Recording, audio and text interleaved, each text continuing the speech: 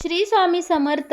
प्रेक्षकांनो, हुकमाची राणी या मालिकेमध्ये इतका जबरदस्त ट्विस्ट येताना आता आपल्याला पाहायला मिळणार आहे. बरं का, इकडे या तनिषाने जो काही प्लॅन केला होता राणी आणि इंद्राचा हनीमूनची वाट लावण्याचा, तो आता तिच्यावरच उलटताना आपल्याला पाहायला मिळणार आहे. आणि शेवटी इकडे ही जेव्हा पायऱ्यावरून पडायचं नाटक करते, त्याच वेळी आपली आबा आणि मालती इकडे धावून येत या तनिषाला मदत करतात आणि सगळं घडतं उलटंच. खरं तर आता इकडे तनिषाला वाटतं की राणी इंद्राच्या हनीमूनचा प्लॅन इकडे कॅन्सल होईल, पण आबा आणि मालती मिळून या तनिषाला, या बॅदीलाच घराच्या बाहेर नेताना आपल्याला पाहायला मिळणार आहे.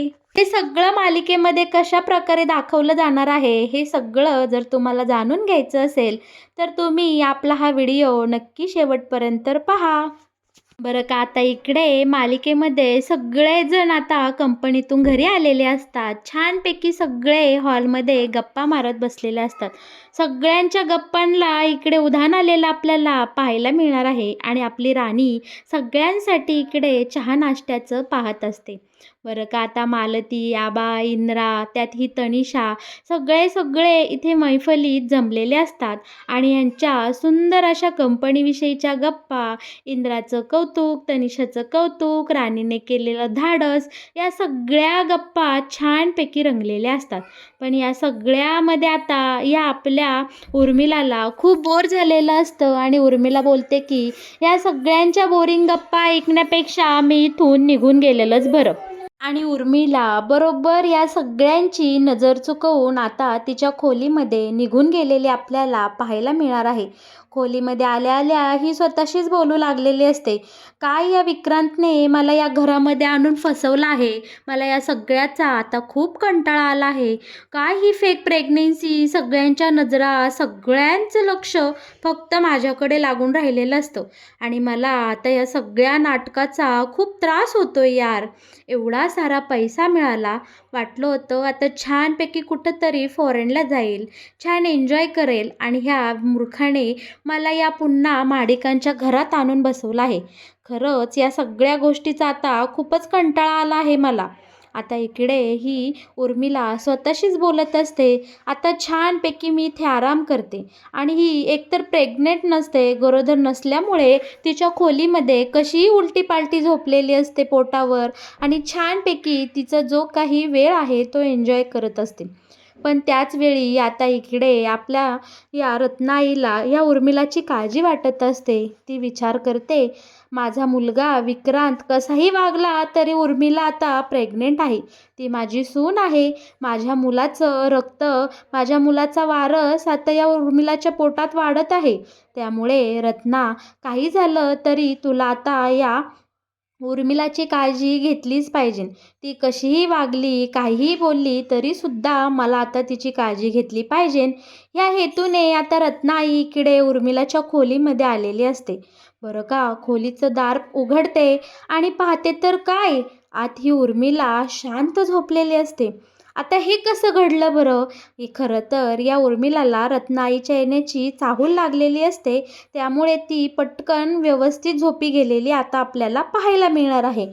आता रत्नाई उर्मिलाला उठवते आणि तिच्यासोबत 4 प्रेमाचे शब्द हितगुज करू लागते आणि सांगते की उर्मिला, तू अजिबात काळजी करू नकोस. तू कशीही माझ्यासोबत वागली, आमच्यासोबत बोलली तरीसुद्धा मी तुझी नक्की काळजी घेईल. कारण तुझ्या पोटामध्ये माझं नातवंड जे वाढत आहे आणि विक्रांतला सुद्धा एक ना एक दिवस त्याची चूक कळेल आणि तो तुझ्याजवळ नक्की येईल. त्यामुळे बाळा, आता काळजी करायची नाही. आता फक्त हसतमुखाने राहायचं. आला दिवस छान जगायचा. कितवा महिना चालू आहे ग तुला आता? तेव्हा उर्मिला बोलते की आता 3रा चालू आहे. आता लगेच रत्नाई बोलते, बरं ठीक आहे, आता तुझी चोरोटी भरली पाहिजे. बरं का उर्मिला, आता स्वतःची काळजी घ्यायची आणि इथून पुढे दिवसेंदिवस आता तुझं पोट हळूहळू वाढू लागेल. आता उर्मिला मनातल्या मनात बोलते, बाप रे, ह्या गोष्टीचा तर मी विचारही केला नव्हता की ह्या नाटकासोबत अशा बऱ्याच गोष्टी आता मला लपवाछपवी करावी लागणार आहे. मी जर एवढी ॲक्टिंग एखाद्या पिक्चर किंवा सीरियलमध्ये केली असती तर मला अवॉर्डच मिळाला असता. ह्या विक्रांतने माझ्या नशिबी काय हे आणून ठेवलंय, कुठं मला फसवलंय आणि स्वतः मात्र तिकडे हॉटेलमध्ये मजा मारतोय.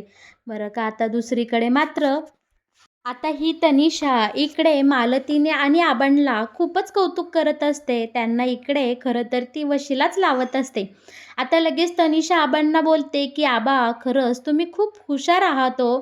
अजूनही तुम्ही इतक्या छान पद्धतीने सगळी कामं करता आणि कामाला घेऊन तुम्ही किती सिरियस आहात. वाव, मला आवडलं तुमचा हा स्वभाव.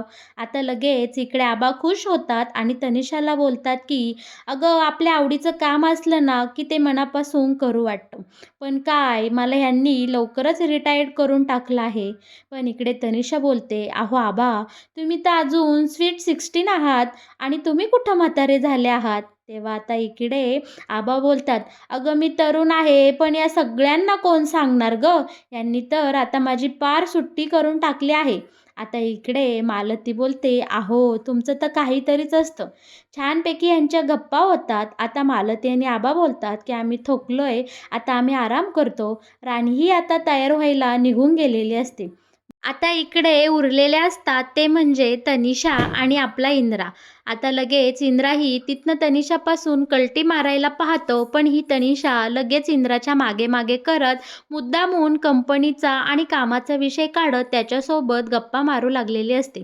आता इकडे तनिषा बोलते की चल ना इंद्रा, आपण ठरवूया की नवीन काय प्लॅनिंग करायचं, कंपनीमध्ये नवीन काही आयडिया वापरायच्या का. तर इंद्रा बोलतो ठीक आहे चल बोलूया.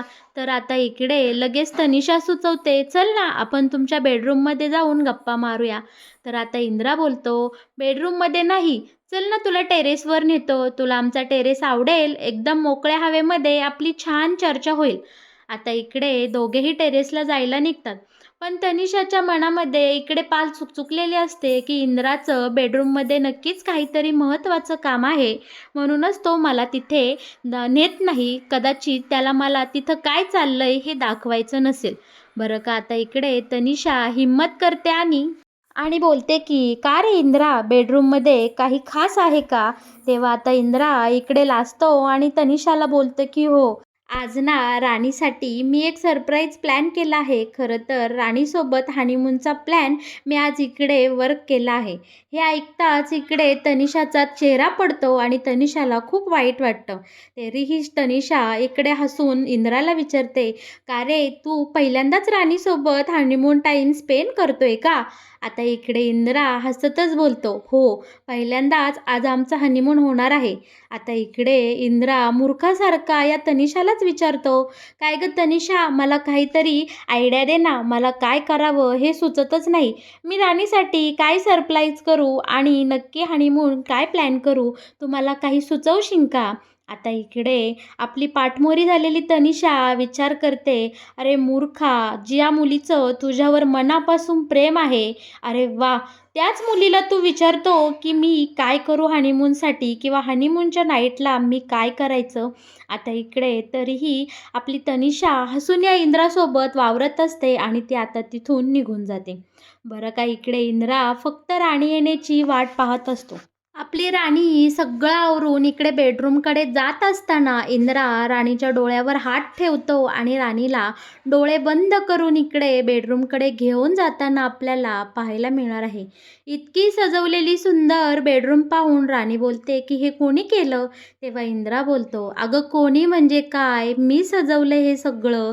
आपल्या या रूममध्ये खूप वाईट आठवणी आहेत ना, त्या पुसण्यासाठी मी काही नवीन ताज्या आठवणी तयार करावा यासाठी हा सुंदर माहोल इकडे मी तयार केला आहे.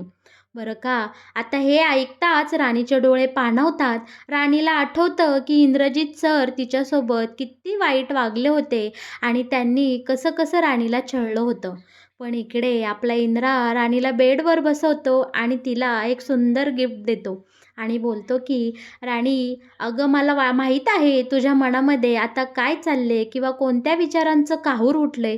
पण एक मिनिट, मी तुझ्यासाठी एक खरंच खूप सुंदर गिफ्ट आणलं आहे.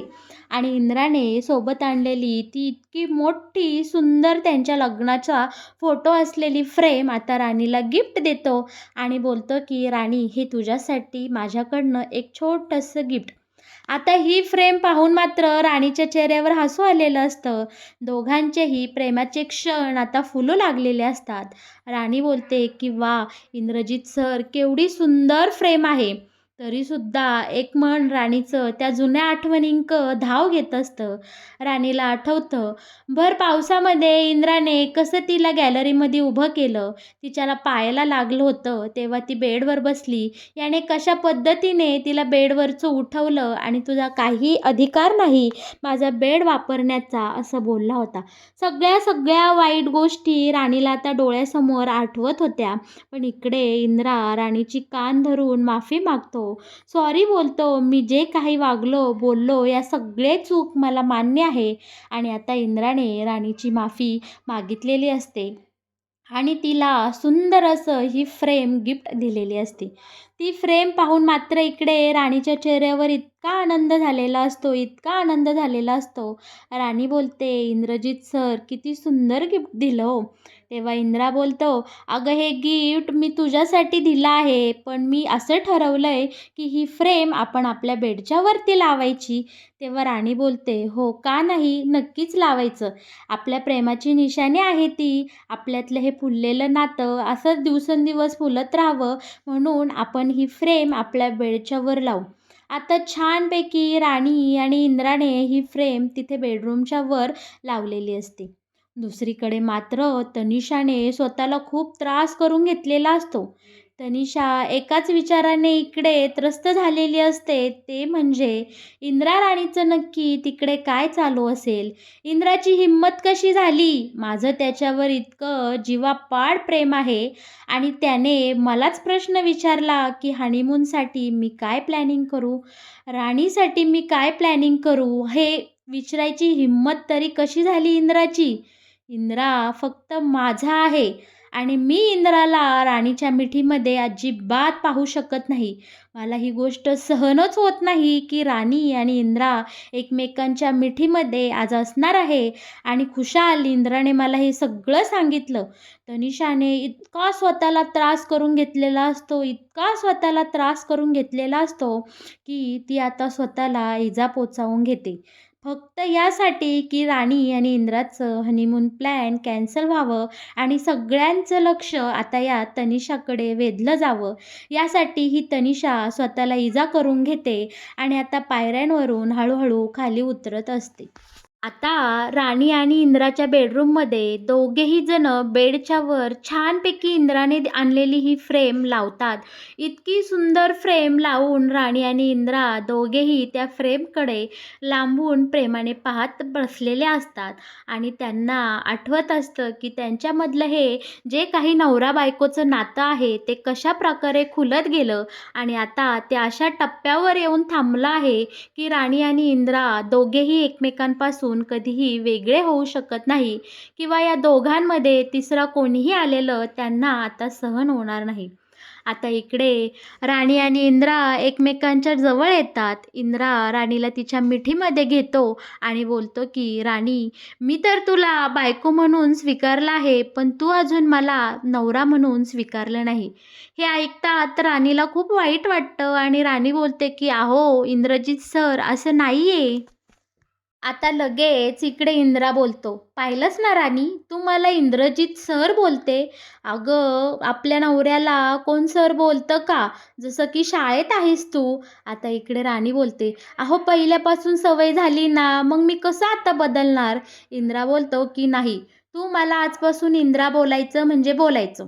इकडे बराच आग्रह आणि बराच वाद झाल्यानंतर राणी आपल्या इंद्राला इंद्रजित म्हणायला तयार होते आणि प्रेमाने त्याला इंद्रजित इंद्रजित अशी हाक मारू लागते.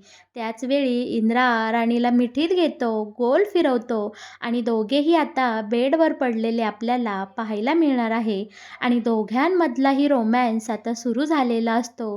राणी आणि इंद्रा एकमेकांच्या मिठीत कुशीत एकदम विलीन झालेले आपल्याला पाहायला मिळणार आहे. या दोघांनाही आता संपूर्ण जगाचं विसर पडलेला आहे आणि दोघेही एकमेकांच्या मिठीत, एकमेकांच्या प्रीतीमध्ये बुडून गेलेले आपल्याला पाहायला मिळणार आहे. दुसरीकडे मात्र या तनिषाने स्वतःलाच खूप मोठी इजा करून घेतलेली आपल्याला पाहायला मिळणार आहे. आता अशा या बिथरलेल्या अवस्थेत आणि शरीराला इजा केलेल्याला डोकं फोडून घेतलेलं असतं अक्षरशः या तनिषाने आणि तशीच ती पायऱ्यांवरून खाली उतरत असते.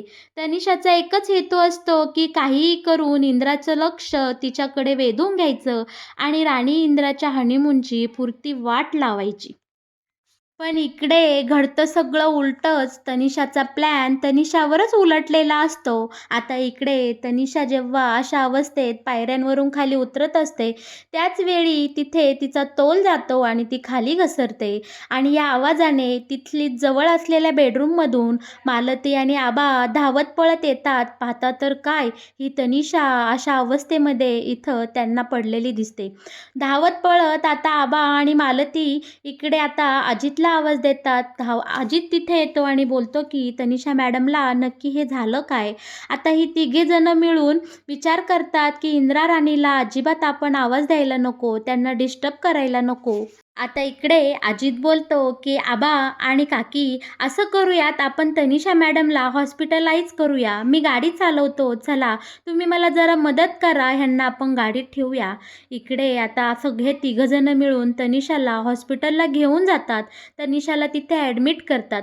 तनिषा यांना बोलत असते की अहो मला एवढं काही झालं नाही, पण मालतीला इकडे तनिषाची खूप काळजी वाटत असते. आबांनाही वाटत असतं तनिषा आता आपली जबाबदारी आहे आणि आपण हिची मुलीसारखी काळजी घेतलीच पाहिजे. बरं का, आता इकडे तनिषाचा डाव हा तनिषावरच उलटलेला आपल्याला पाहायला मिळणार आहे आणि दुसरीकडे आपल्या राणी आणि इंद्राचं हनीमून दणक्यात साजरं झालेलं आपल्याला पाहायला मिळणार आहे. तर मग प्रेक्षकांनो, कसं वाटलं तुम्हाला हुकमाची राणी या मालिकेत येणारा हा नवीन ट्विस्ट?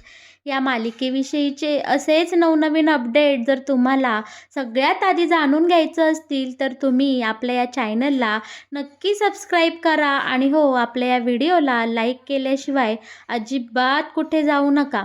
बरं का प्रेक्षकांनो, हुकमाची राणी ही मालिका खूपच गोड आहे आणि या मालिकेत येणारे हे नवनवीन ट्विस्ट तर एकदम भन्नाट आहेत आणि असेच नवनवीन ट्विस्ट जर तुम्हाला नेहमीच हवे असतील तर तुम्ही नक्कीच आपल्या या चॅनलसोबत नेहमीच जोडलेले राहा. धन्यवाद. धन्यवाद.